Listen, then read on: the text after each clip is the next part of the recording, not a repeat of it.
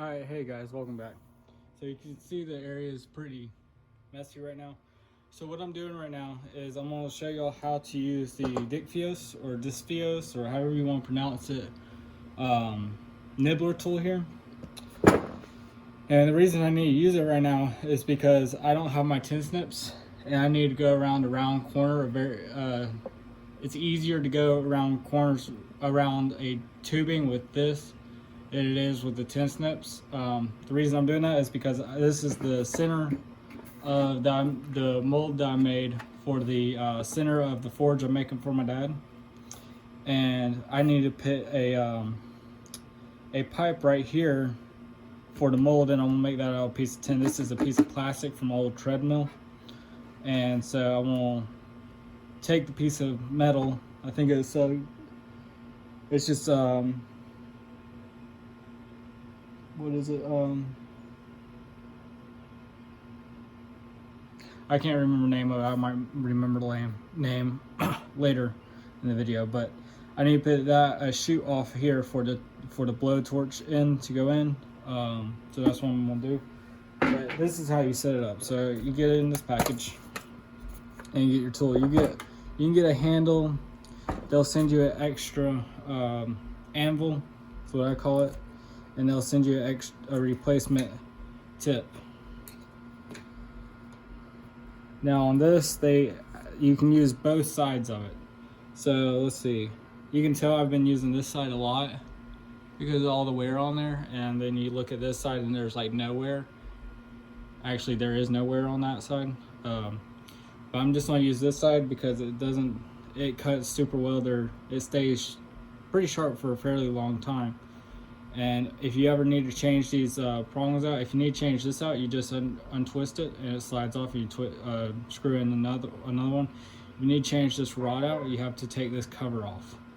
And that's how you take that. This goes into your chuck. It can go into impact. Don't put it in impact though.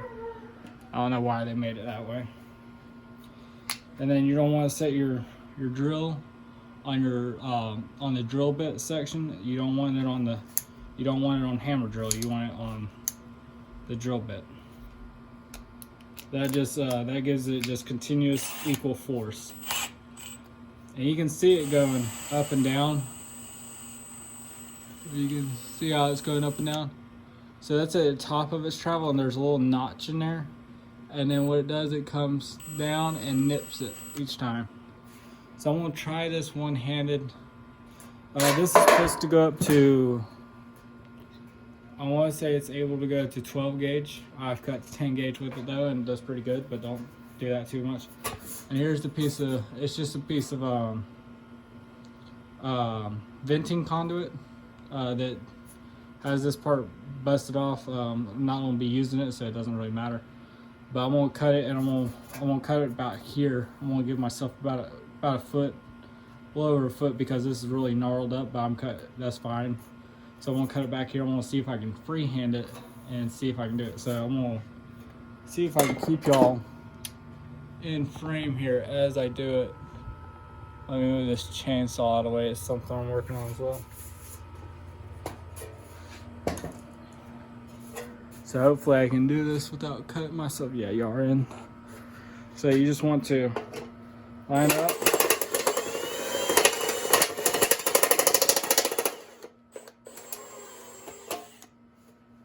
It helps if I cut in the right spot like I was supposed to.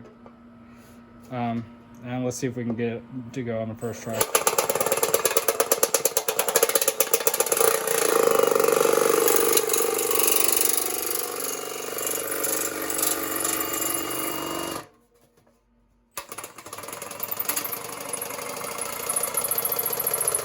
As you can tell, it really doesn't matter if you go fast or slow.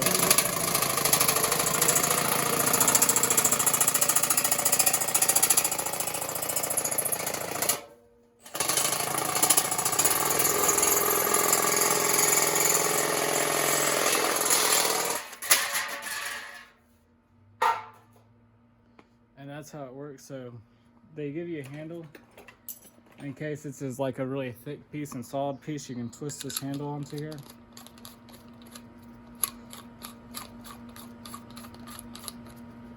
And if it's on the ground or on the table, you can hold it like this, and use it like that while you're holding it and go through something. If it say it's right here or something.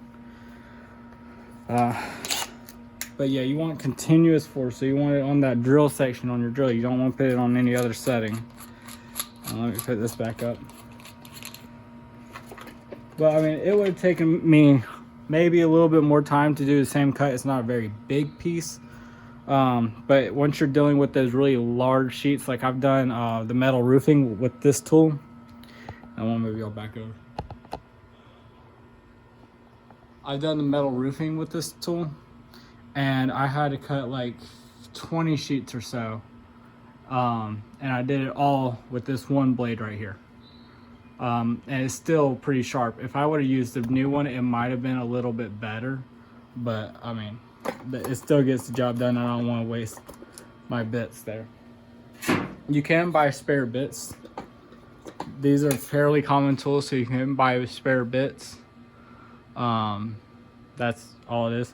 This is your notch that holds it in on the inside. That's why you gotta take it out, because you have that notch right there.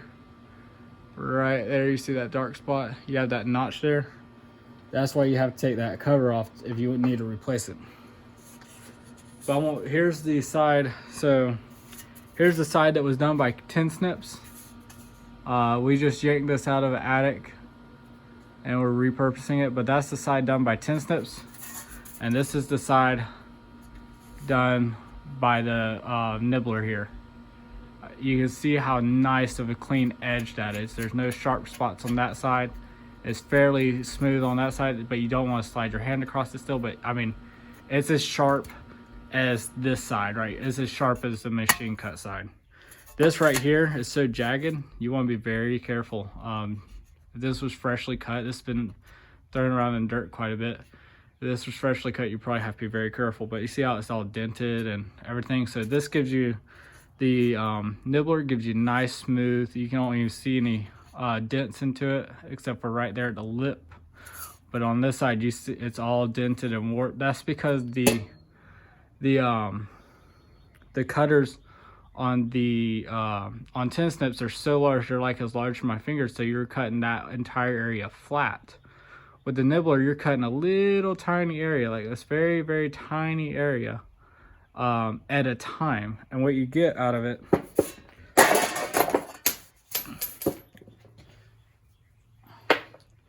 let's see if I can get a couple of these up.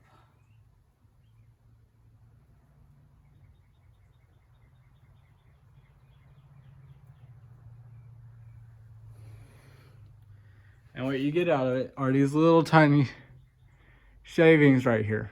Those are all over the place. That's how much it cuts off at a time. Now, if I was using the other side and I was doing a nice flat piece of metal, these usually are a lot larger. And also this bit has been well used. But that's how big the shavings are. They're usually a little bigger with a new bit. Throw those away.